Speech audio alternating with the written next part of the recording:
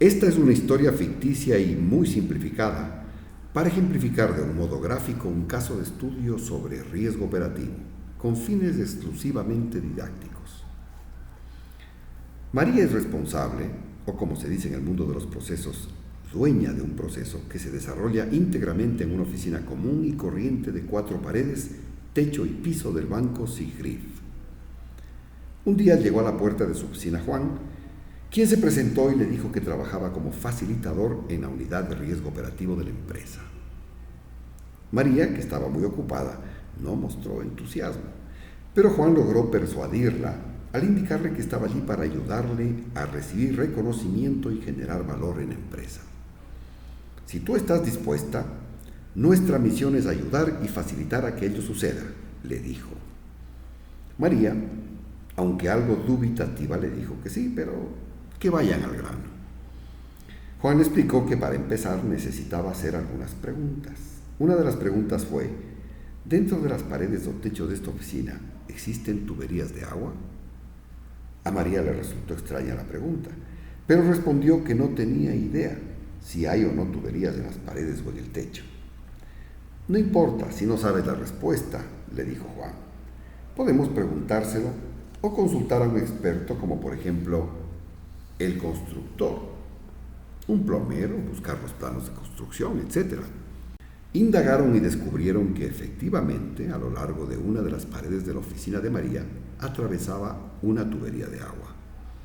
Muy bien, ahora la pregunta es: ¿qué tan probable es que esa tubería se rompa y genere una inundación en tu oficina? María nunca se imaginó que eso podía pasar, pero empezó a encontrar la lógica en las preguntas de Juan. Sin embargo, le respondió que esta nueva pregunta era aún más difícil de responder.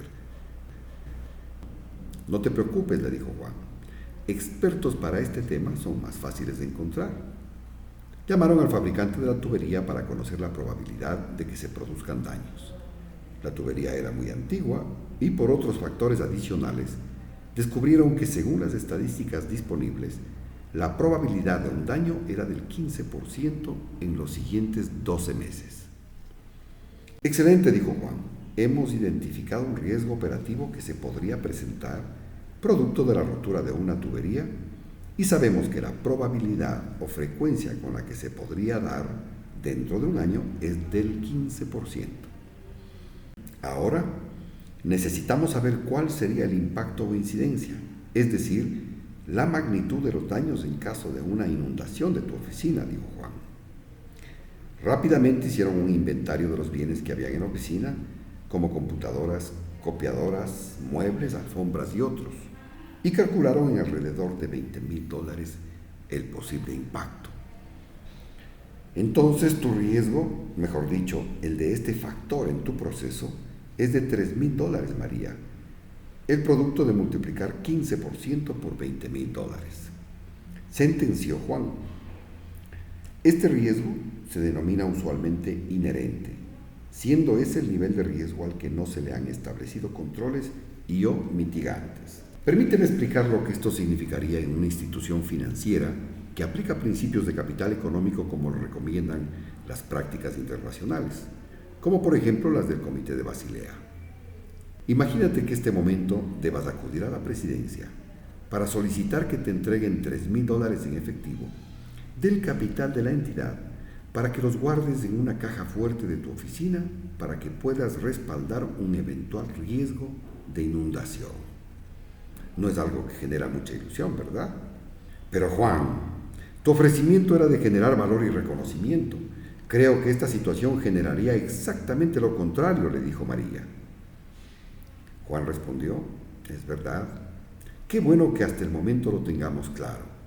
De hecho, la mayoría de áreas de riesgo operativo en muchas entidades llegan solo hasta acá y precisamente dejan de lado lo más importante: generar valor.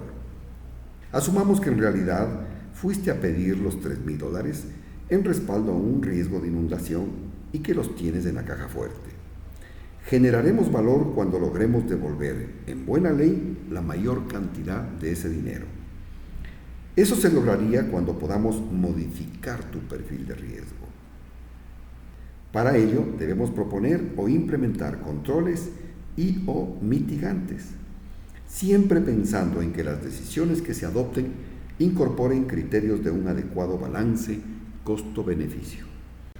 Podemos diseñar e implementar un control manual, que consistiría en que alguien de la oficina, con una frecuencia definida, por ejemplo, todas las mañanas, se acerque a la pared por la que pasa la tubería, la observe y toque para confirmar que no hay humedad, para lo que firmaría en un registro cada vez que lo haga y coloque sus observaciones, levantando alertas si hay algo extraño. Este control manual, que puede ser de muy bajo costo, tiene el inconveniente de que puede ser poco eficiente y podría fallar. En todo caso, se lo puede hacer y se puede definir en qué magnitud ello reduce la probabilidad de riesgo. Digamos que luego de una intervención de auditoría interna, se desprende que la probabilidad de riesgo baje del 15% al 10%. De esa forma, el nuevo riesgo sería de $2,000. Una vez que el control ya está en aplicación, a este riesgo se lo suele llamar riesgo residual, que es el monto de riesgo que queda luego de aplicar controles y mitigantes actuales. Como segundo ejemplo, podemos en cambio diseñar un muy eficiente proceso automatizado en el que se detecte con instrumentos muy sofisticados las diferencias de presión del agua en un punto y en otro punto, de forma que se disparen alarmas electrónicas con mensaje de alarma a los teléfonos de personas claves y a los bomberos en auxilio. Si bien esta alternativa puede ser muy eficiente, el costo sería demasiado elevado. Otro ejemplo, el de un mitigante, puede ser comprar un seguro que cubra inundaciones. Con ello, por un monto periódico de costo de primas de seguro, podemos mitigar el riesgo. Sin embargo, el costo real será el valor presente de todas las primas futuras a cancelar. Una alternativa adicional como mitigante podría ser el cambio de la tubería. Claro, dijo María, en ese caso hay un solo gasto y se puede resolver el tema de raíz.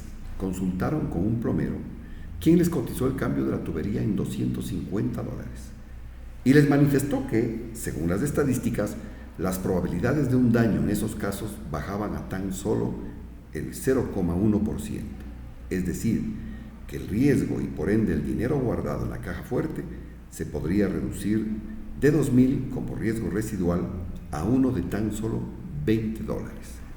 A este nivel de riesgo lo llamamos riesgo deseado, indicó Juan. María estaba muy contenta. Su expectativa de generar valor se había cristalizado. Así que pidió a Juan que le explique cómo debe proceder para replicar esta técnica en los demás riesgos de su área, para que una vez ejecutados se los valide y apruebe. De esta manera se podrán reconocer públicamente tus logros, le dijo.